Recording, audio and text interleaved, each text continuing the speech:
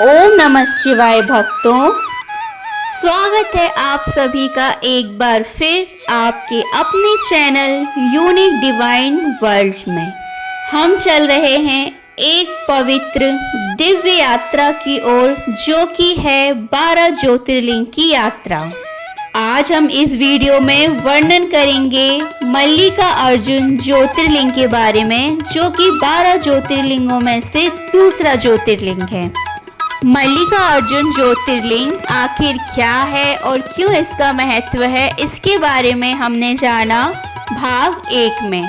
आज हम इस वीडियो में भाग 2 में चर्चा करने जा रहे हैं मल्लिकार्जुन ज्योतिर्लिंग के आगे के रहस्य के बारे में।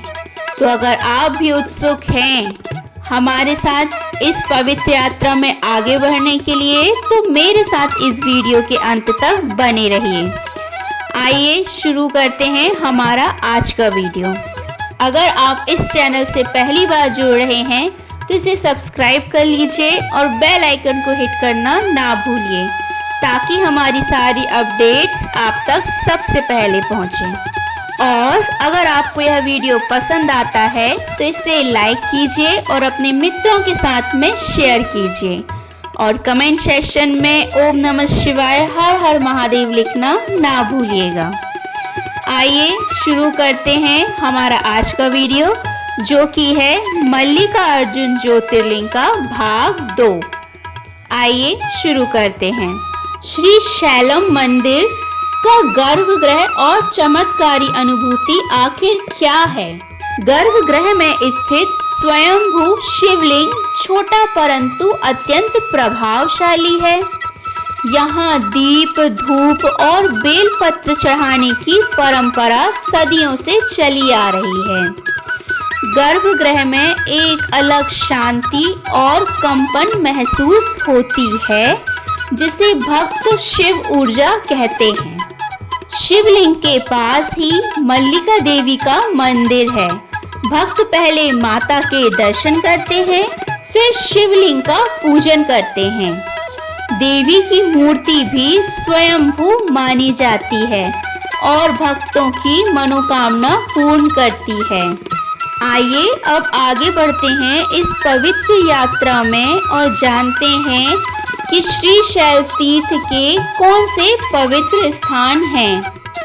जी हाँ, श्रीशैल तीर्थ क्षेत्र के 108 पवित्र स्थान हैं, जिनमें से 12 तीर्थ प्रमुख हैं, और उनमें से पहला है पाताल गंगा। जी हाँ, पाताल गंगा श्रीशैलम से नीचे उतरकर कृष्णा नदी के तट पर स्थित है, जहाँ स्नान से पाप समाप्त होते हैं। दूसरा है सिद्धारम। सिद्धारम अनेक ऋषियों की तपोभूमि है और ध्यान और साधना के लिए प्रसिद्ध है। इसके बाद तीसरा है हातकेश्वर तीर्थ। यहाँ स्वयं शिव जी ने दर्शन दिए थे। चौथा है शिखरम। यह श्रीशैल पर्वत का उच्चतम स्थान है। कहते हैं यहाँ शिव जी ने पार्वती जी को दर्शन दिए थे। पांचवा है कपाली तीर्थ। कपाली तीर्थ एक ऐसा तीर्थ है जहाँ पर रात्रि में ध्यान करने के लिए यह बहुत उत्तम स्थान माना जाता है। छठा है पंच पांडव गुफा। पंच पांडव गुफा की मान्यता यह है कि पांडवों ने यहाँ अज्ञातवास में समय बिताया था। सातवां है वेदवती नदी, एक नदी धारा जहाँ देवी सीता ने स्नान किया था। आठवां है अक्षय कुंडम। यहाँ अक्षय कुंडम एक ऐसा तीर्थ है, कहा जाता है कि यहाँ पर पानी कभी समाप्त नहीं होता। नौवां है ऋषि कुंड। यहाँ 33 करोड़ देवताओं की उपस्थिति मानी जाती है। 10वां है दशरथ तीर्थ, जहाँ दशरथ ने भगवान शिव को पुत्र की प्राप्ति के लिए तप किया था। इसके साथ ही 11वां है गणेश धारा। यह तीर्थ श्री गणेश जी की तप स्थली मानी जाती है। इसके बाद 12वां तीर्थ स्थल है कुमार तीर्थ, जो कि श्री कार्तिकेय जी की ध्यान स्थली है। इन 108 तीर्थों का भ्रमण एक संपूर्ण जीवन को पुण्य से भर देता है। आइए अब आगे बढ़ते हैं इस पवित्र यात्रा में और जानते हैं और भी कुछ आध्यात्मिक बातें। आदि शंकराचार्य जी ने यहाँ आकर शिव के अद्वैत रूप का अनुभव किया। उन्होंने श्री शैलम को कर्म, भक्ति और ज्ञान का संगम कहा है। आज भी उनका स्थापित शारदा पीठम यहाँ विद्यमान है। आखिर श्री शैलम की घाटियाँ कौन कौन सी हैं, क्या आप जानते हैं? अगर नहीं तो आइए जानते हैं। गहरी वादियाँ, हरे भरे वन और ऊंचे पर्वत श्री शैलम को अत्यंत रमणीय बनाते हैं। यहाँ बाघ परियोजना भी है। हजारों साधक यहाँ आकर ओम नमः शिवाय के जप में लीन हो जाते हैं। कई साधु और संत गुफाओं में ध्यान भी करते हैं। मल्लिकार्जुन ज्योतिर्लिंग, आखिर इसके दर्शन की विधि और नियम कैसे हैं? आइए इस यात्रा में हम ये भी जानते हैं। सबसे पहले पाताल गंगा में स्नान करें, यह एक पवित्रता का प्रतीक है। फिर मल्लिका देवी यानी पार्वती जी का दर्शन करना होता है। उसके बाद श्री मल्लिकार्जुन ज्योतिर्लिंग की पूजा करें। अंत में शिखर दर्शन अवश्य करें, यह बहुत पुण्यदायक है। इस पूजा में आप बेलपत्र, चावल, कुमकुम, चंदन, दूध, जल, फूल, धूप और दीप शामिल करें। इसके साथ ही अभिषेक के लिए दूध, दही, घी, शहद और गंगा जल को सम्मिलित करें। मल्लिकार्जुन ज्योतिर्लिंग जाने के लिए हमें किन किन मार्गों से गुजरना पड़ता है और आखिर इस ज्योतिर्लिंग का यात्रा मार्ग कहाँ से कहाँ तक होता है, आइए हम जानते हैं। हवाई मार्ग। मल्लिकार्जुन ज्योतिर्लिंग का निकटतम एयरपोर्ट हैदराबाद है, जो कि 216 किलोमीटर की दूरी पर है। यहाँ से कैब या बस से श्री शैलम पहुँचा जा सकता है। मल्लिकार्जुन ज्योतिर्लिंग का सबसे निकटतम रेल मार्ग है मरकापुर रोड, नांदेश, कुर्नूल। वहाँ से बस या टैक्सी की सेवा भी उपलब्ध होती है। सड़क मार्ग। हैदराबाद, विजयवाड़ा, कोरनूर, नलकोंडा से नियमित बसें चलती हैं। निजी वाहन से आने वालों के लिए सुंदर घाट रोड बना रखा है। आइए अब इस यात्रा में आगे बढ़ते हैं और जानते हैं इस मंदिर में दर्शन के बाद भक्तों के अनुभव और चमत्कार के बारे में। मल्लिकार्जुन ज्योतिर्लिंग के लिए एक वृद्ध का अनुभव है, जो ये कहता है कि मैंने 30 साल से लकवे की बीमारी झेली। एक रात मैंने सपने में भगवान शिव को देखा।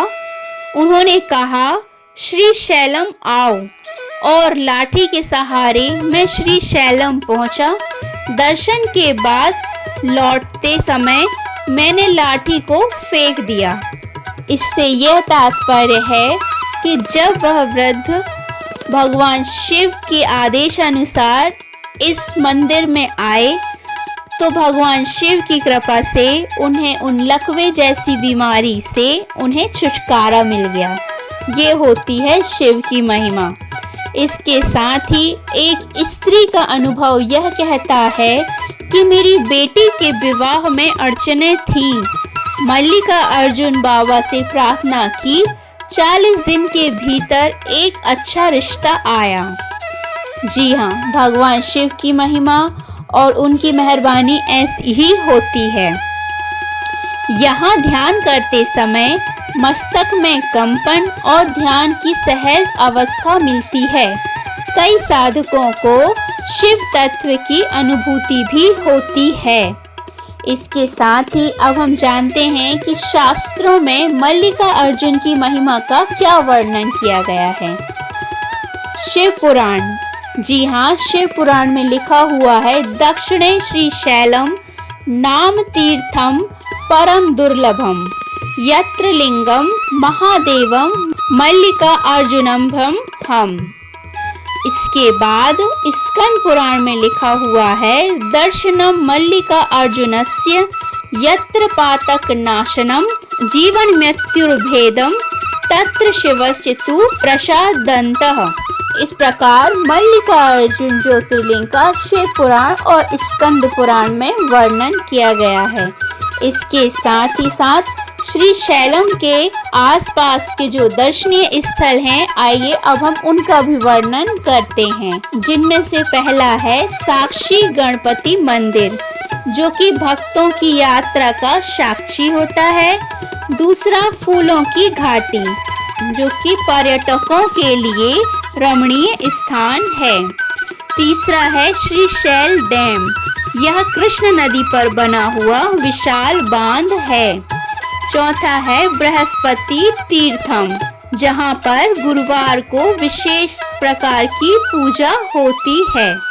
आइए अब इस वीडियो में आगे बढ़ते हैं और जानते हैं एक बहुत ही महत्वपूर्ण वर्णन, जो कि है मल्लिका अर्जुन ज्योतिर्लिंग का रहस्य और इसका गुण तत्व आखिर क्या है। आइए जानते हैं।